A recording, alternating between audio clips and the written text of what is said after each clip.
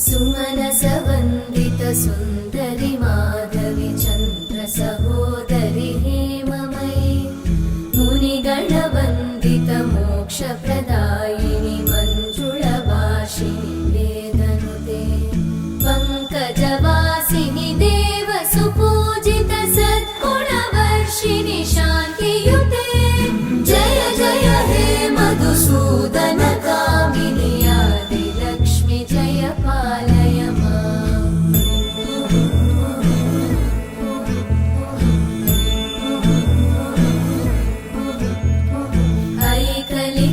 ऐकलिकल्मषनाशिनि कामिनि